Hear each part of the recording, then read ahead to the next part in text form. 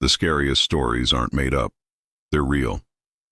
Tonight, I'll take you through 8 terrifying true stories, told as if you were the one living them. Each one is documented, remembered, and whispered about to this day. Don't watch this alone in the dark. Story 1. The Exorcism of Anneliese Michel, Germany, 1976. I thought it was just fainting at first. The seizures, the sudden collapses, they told me it was epilepsy.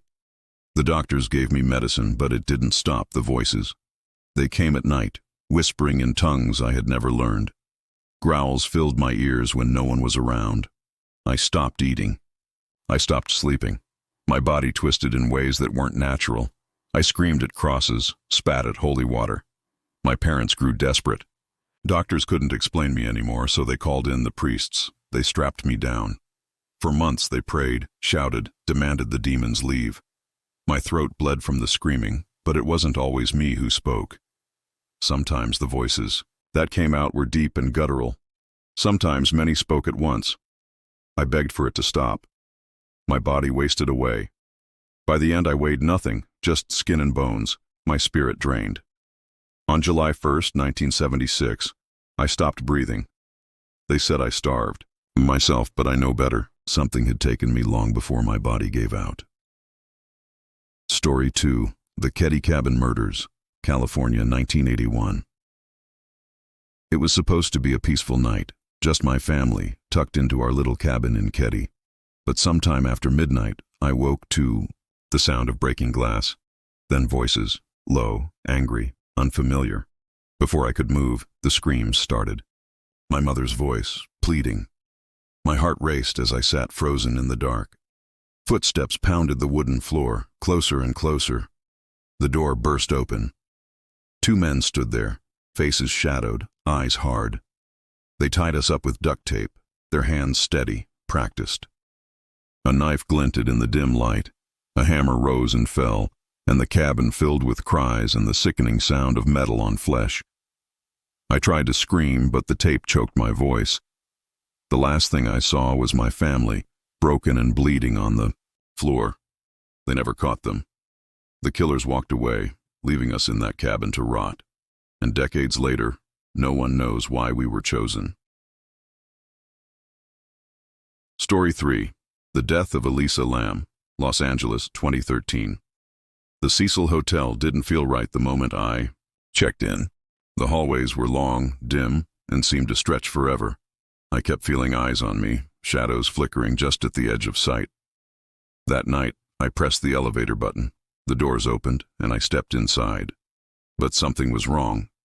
Pressed the buttons over and over, yet the doors wouldn't close. I peeked into the hall, heart racing. I thought I saw movement. Someone was following me.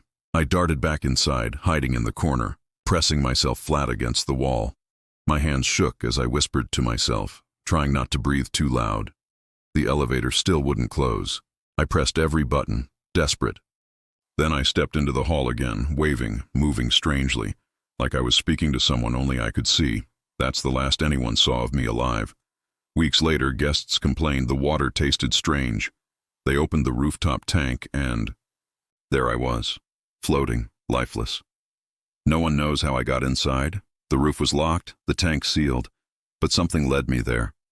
Something I couldn't escape. Story 4. The Murder of Junko Furuta, Japan, 1989.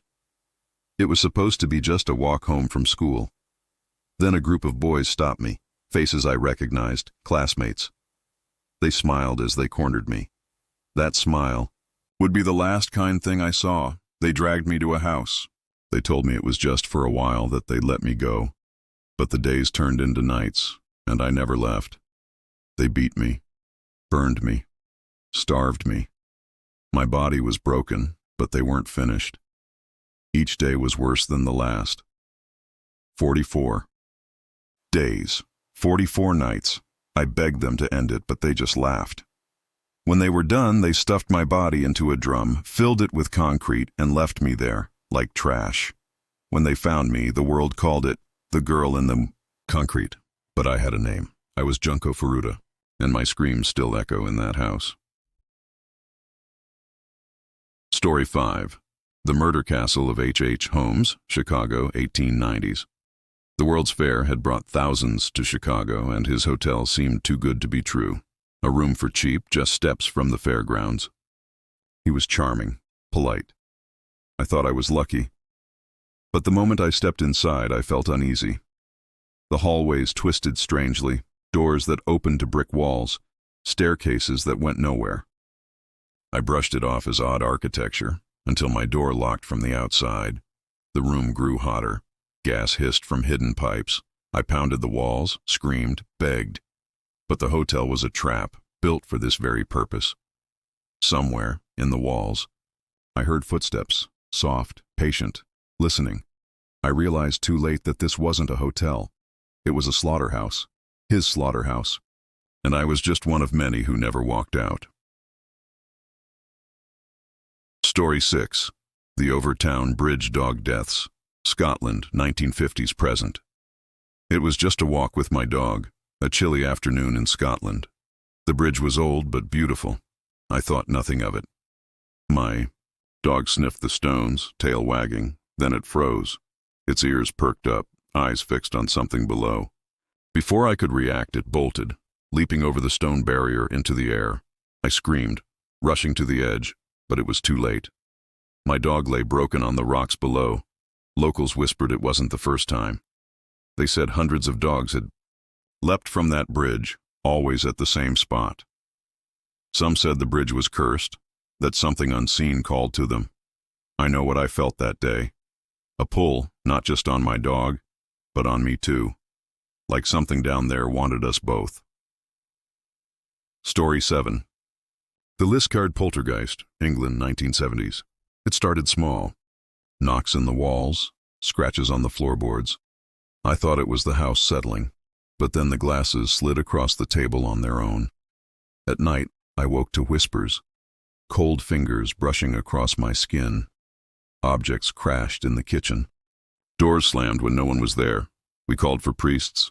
They blessed the house, sprinkled holy water. The activity only grew worse. One night I woke with scratches carved across my back, the letters of a name I didn't recognize. We moved out.